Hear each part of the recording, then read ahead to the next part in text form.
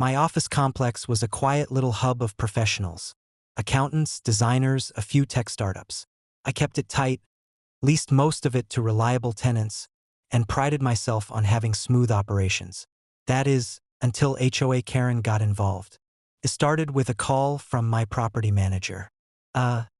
Someone from the HOA is here," she said, voice tense. "She claims authority over the entire complex."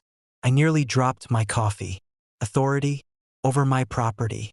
Send her up," I said. When Karen strutted into the lobby, she had that signature, "I own the world. Look, I'm here to inspect your compliance with community regulations," she announced, clipboard in hand. I raised an eyebrow. "Community regulations? This is private property, Karen. You have zero authority here." She smirked. "We're responsible for enforcing local guidelines. You can't just ignore us." I chuckled. "Karen, I own this complex. Every single square foot. You don't enforce anything here. You're trespassing." Her eyes narrowed. I think you're mistaken.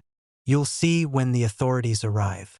The authorities arrived 20 minutes later, a couple of city inspectors, and listened to Karen's accusations. They frowned. "Ma'am," one said gently, "you're claiming authority over a privately owned office complex.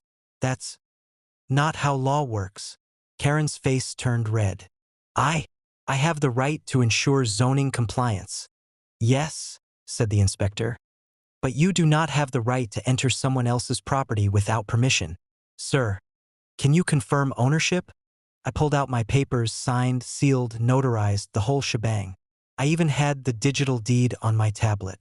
Karen's jaw dropped. The inspectors reviewed the documents, then nodded at me. "Everything's in order.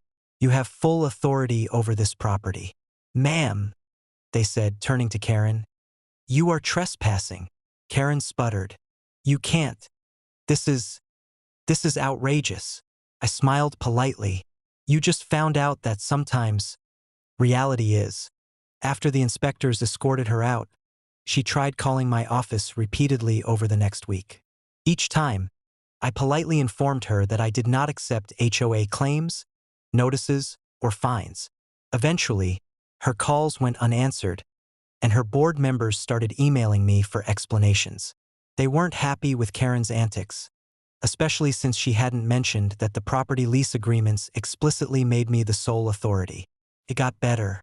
One of the tenants, a tech startup, offered to install smart locks on all entrances, linked to my phone. Karen tried sneaking in once more with a copied key from the previous board president. The locks clicked her out instantly, and she had to call the front desk, which ignored her. Word spread fast. Karen's reputation took a nosedive. She became the cautionary tale for HOA members who overstepped their bounds. Meanwhile, my tenants sent thank you emails, and the property manager laughed about how Karen had effectively made herself irrelevant. A month later, Karen tried one last time, claiming she could organize a community inspection from outside the complex. I simply waved at her from the balcony, holding the deed and a cup of coffee. Her face fell. Lesson learned. When you own the property, HOA rules are optional. When HOA Karen tries to call 911 to enforce authority, all you need is a calm smile, a valid deed, and the knowledge that she just can't touch you. From then on, my office was peaceful again. No rogue HOA inspections, no unnecessary threats, and a lot more security. Karen never dared show her face on the property again, though I imagine she still tells anyone who will listen about the day she tried to enforce her rules and failed spectacularly.